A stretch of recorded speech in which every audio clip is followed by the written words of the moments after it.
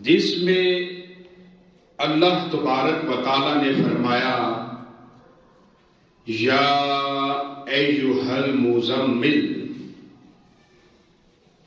اے جرمٹ مارنے والے۔ پہلے تو یہ عقیدہ قرآن مجید سے بنا لے کہ اللہ تبارک و تعالی نے اپنے محبوب صلی اللہ علیہ وآلہ وسلم کو قرآن مجید میں یا کہہ کر فرمایا ہے۔ بات ذرا سمجھنے والی ہے کہ جب اللہ فرمائے یا ایھا المزمل،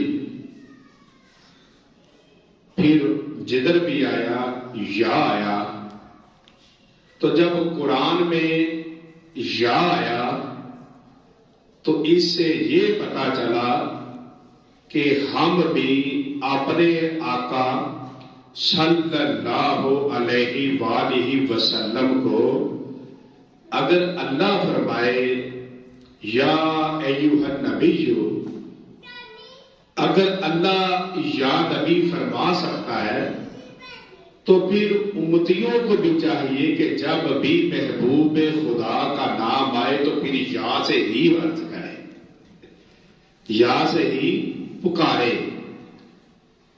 اگر کوئی چھوٹے ذہن کا مالک، چھوٹی سوچ کا مالک یا پر اعتراض کرے کہ آپ یا محمد کیوں کہتے ہیں صلی اللہ علیہ وآلہ وسلم، یا نبی اللہ کیوں کہتے ہیں، یا رسول کیوں کہتے ہیں، جی یا نہ یوز کریں، یا صرف اللہ کے لیے یوز کریں، تو اس کو کہو کہ بھائی قرآن میں بھی تو جگہ جگہ یا نبی اللہ ہے نا، قرآن میں بھی تو اللہ نے بار بار اپنے محبوب کو یا سے پکارا ہے۔ جب قرآن میں آیا یا نبی تو ہم کیوں نہ پکاریں یا نبی؟ بات ذرا سمجھ آ رہی ہے؟ یہ عقیدہ مضبوط کر لیں کہ ہم جو پڑھتے ہیں نا الصلاۃ والسلام علیک یا رسول اللہ، تو بعض لوگ ایسے ہیں کہ جب یا کا لفظ آتا ہے تو ان کے پیٹ کے اندر درد شروع ہو جاتا ہے، تو وہ یا پر اعتراض کرتے ہیں۔ تو کوئی اعتراض کرے تو اس کو کہو پھر قرآن پاک میں جدھر جدھر سرکار کے نام کے ساتھ یا آیا، تیری اتنی جرت ہے تو اس کو ختم کر دے۔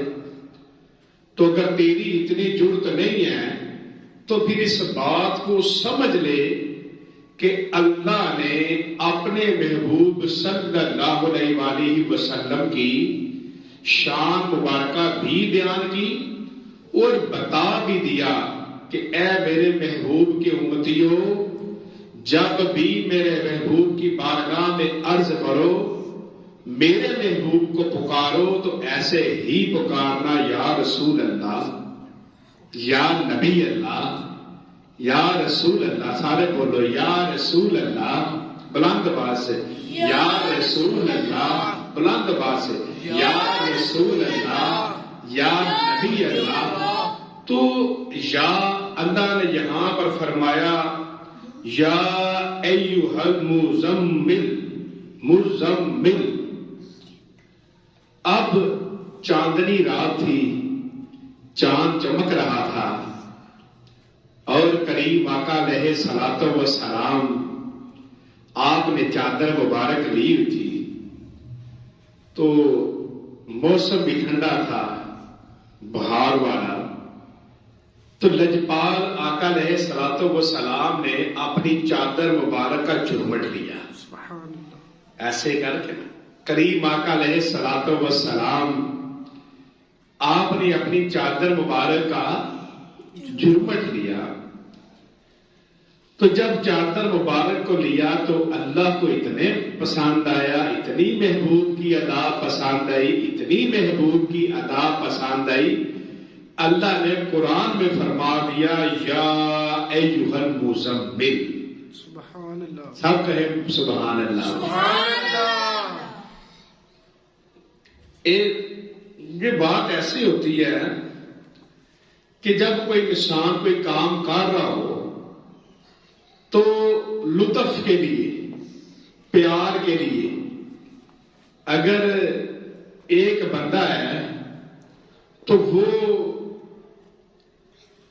اگر کوئی جانور سے پیار کر رہا ہے، کسی سے پیار کر رہا ہے، تو حضرت ابو ہریرہ رضی اللہ تعالیٰ عنہ نام کچھ اور تھا، اب ہریرہ عربی میں بلی کو کہتے ہیں، تو ان کو بلیاں پالنے کا شوق تھا.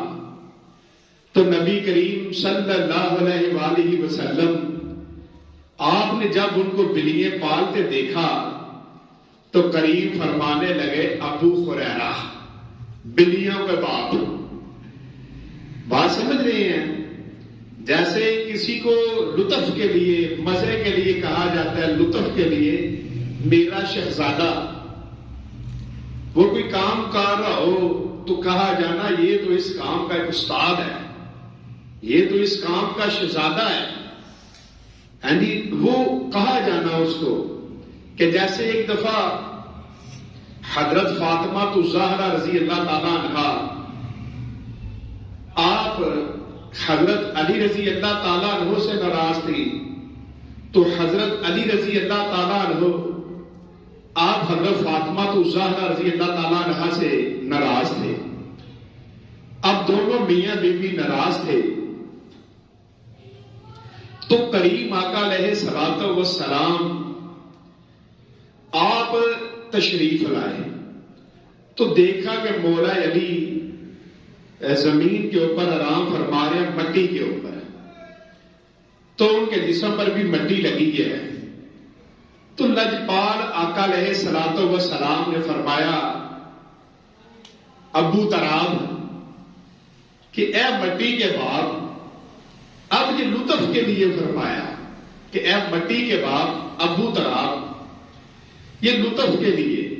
تو اللہ کو اپنے محبوب کے ساتھ اتنا پیار کہ جب محبوب نے چادر لی تو فرمایا اے چادر لپیٹنے والے، اے جرمٹ والے، کہ یہ جو آپ نے چادر لپیٹ رکھی ہے، تو اتنا پیار آیا تو اس کو آپ کی ذکر کیا کہ اے جرمٹ مارنے والے. یہ جو مزمل ہے نا، یہ ان کو نام نہیں خاص گنا جاتا، ادھر تو چلے یہ نام نہیں گنا جاتا، لیکن وہ اللہ نے محبوب کے ساتھ محبت کی، محبوب کے ساتھ محبت کی لطف کے لیے کہ محبوب نے چادر لی ہوئی ہے تو فرمایا اے جرمٹ مارنے والے.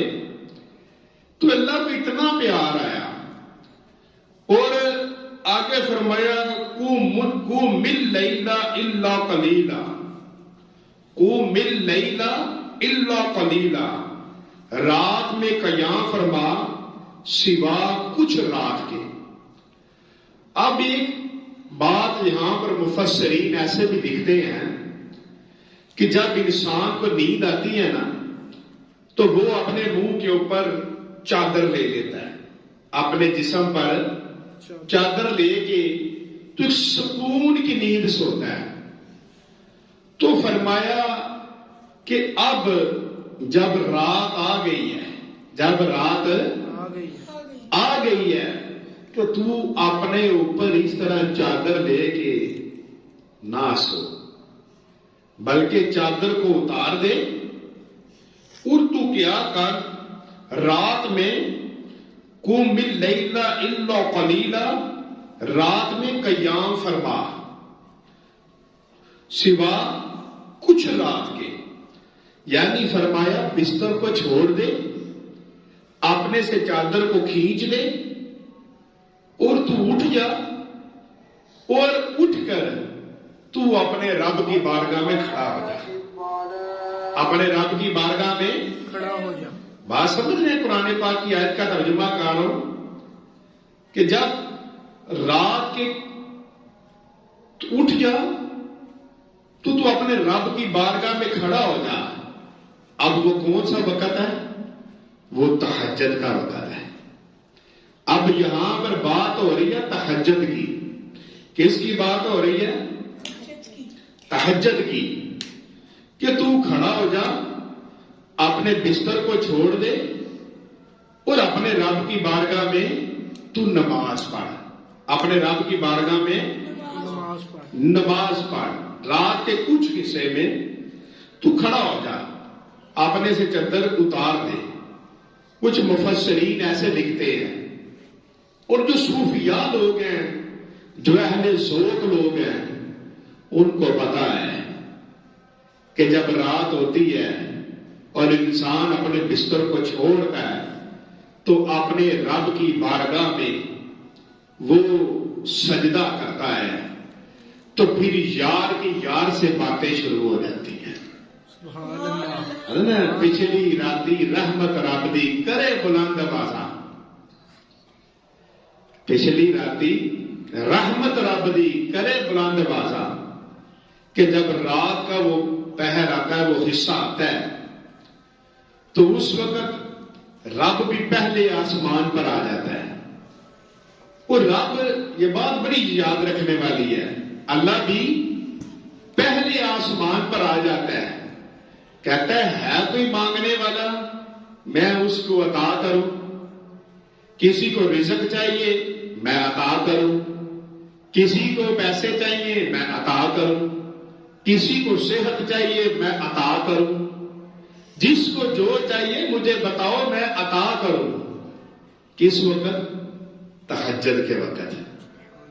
جب وہ وقت ہوتا ہے نیند بڑی آتی ہے، جب بندے رات کو 1-2 بجے موبائل کو چھوڑ کے سونے لگتے ہیں، اصل میں وہ جاگنے کا ٹائم ہوتا ہے۔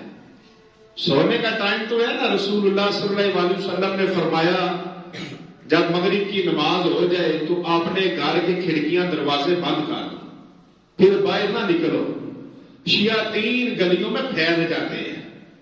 مغرب کی نماز کے بعد جو شیطان ہے وہ گلیوں میں آ جاتے ہیں، تو فرمایا دروازے کھڑکیاں بند کر کے اپنے گھر کے اندر بیٹھ جاؤ، مغرب کے بعد باہر نہ نکلو، بلکہ اپنے گھروں میں بیٹھ جاؤ۔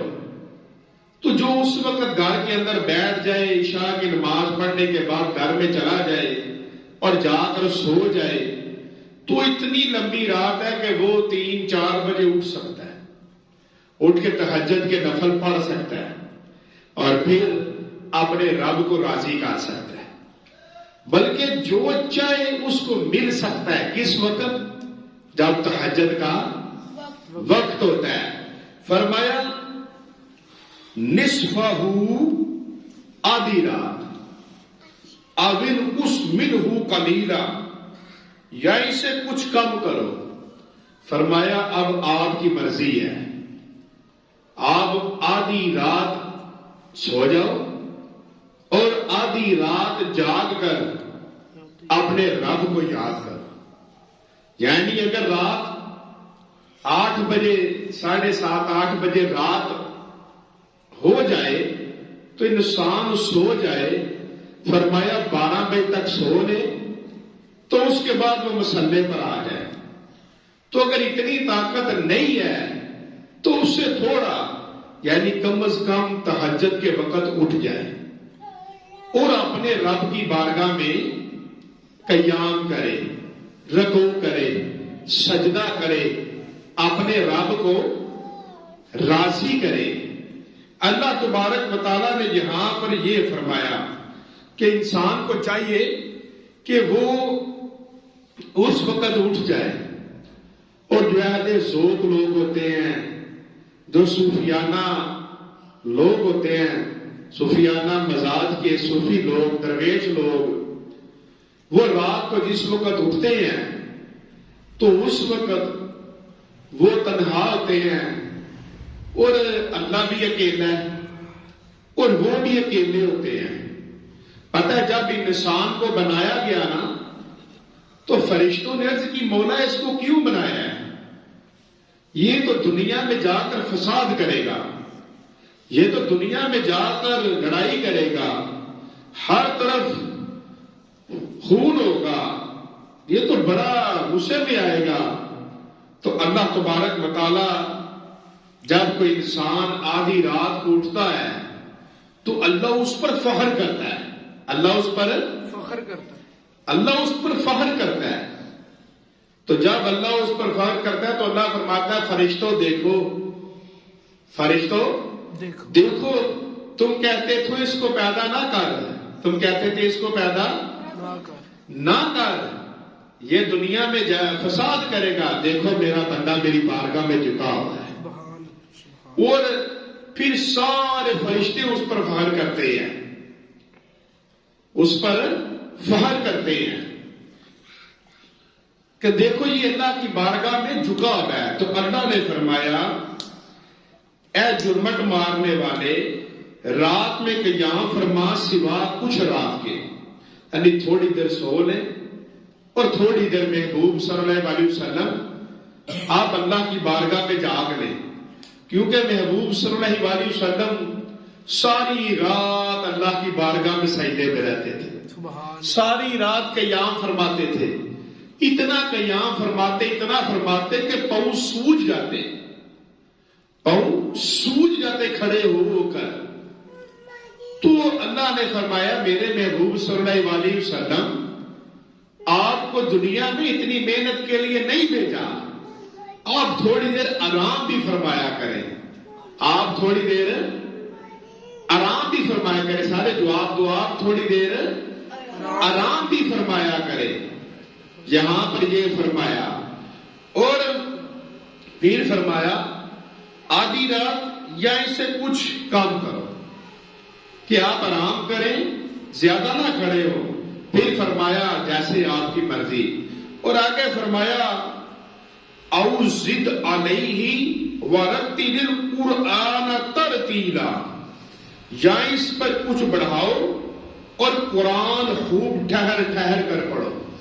قرآن خوب ٹھہر ٹھہر کر پڑھو، قرآن خوب ٹھہر ٹھہر کر پڑھو. یہ جو لفظ آیا نا ورتل، ورتل یعنی ٹھہر جاؤ تھوڑا سا.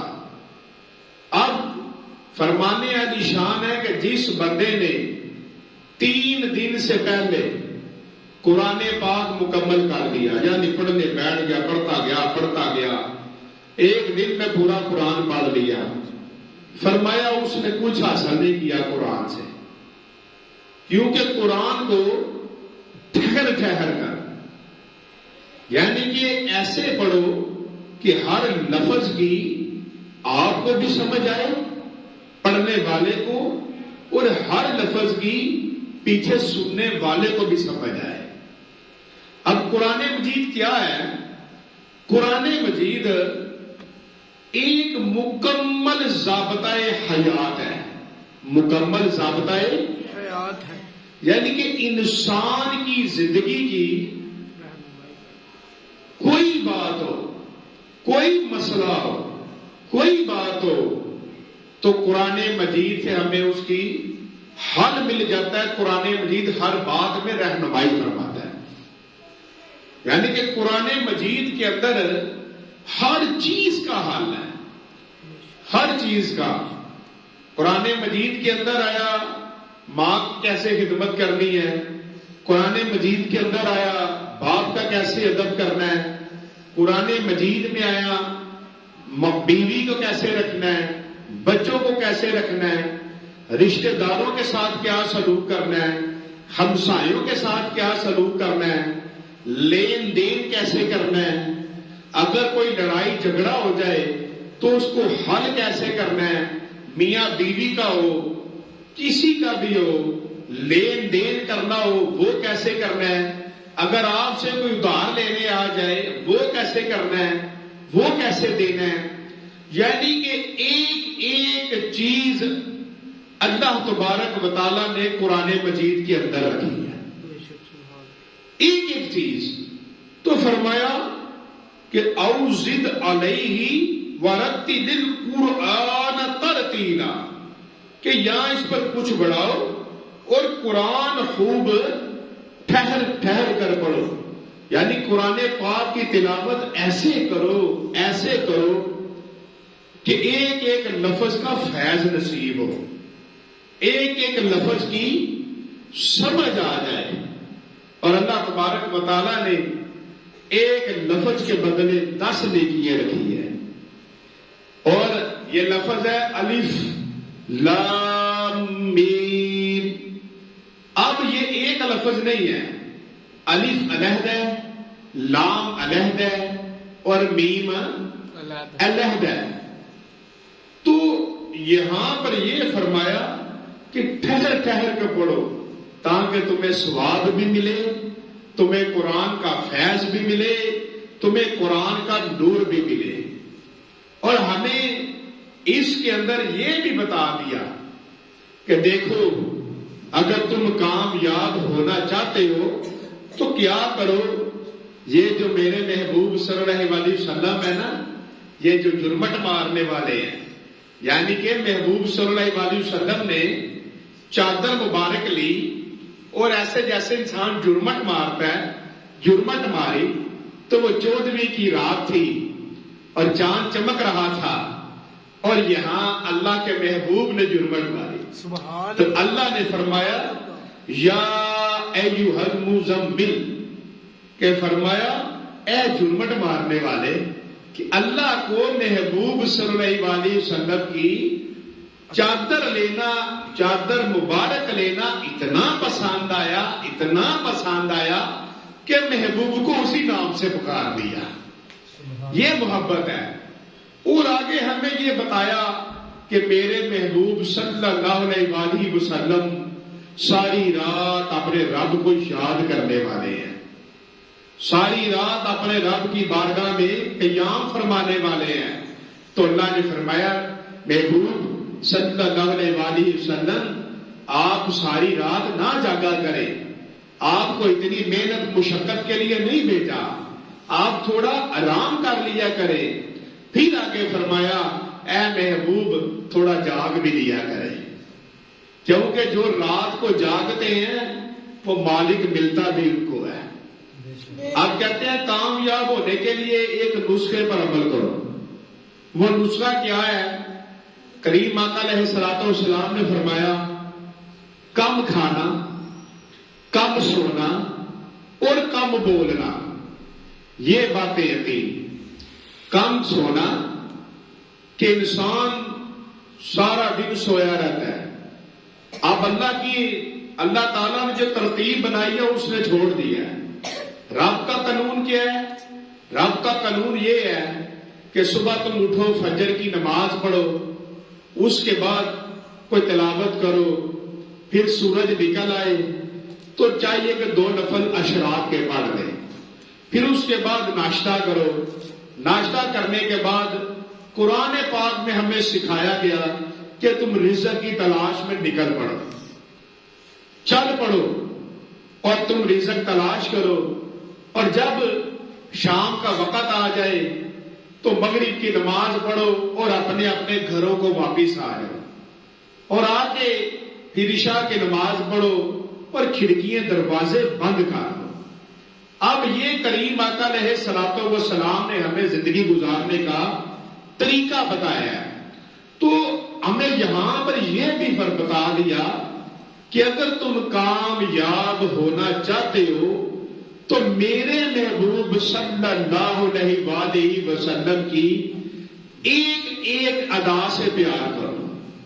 کہ کریم آقا علیہ الصلوۃ والسلام نے زندگی مبارکہ کیسے گزاری، یعنی کہ اپنی زندگی میں نماز کو تو لازم کرو، اور دوسرا قرآن پاک کی تلاوت کرو.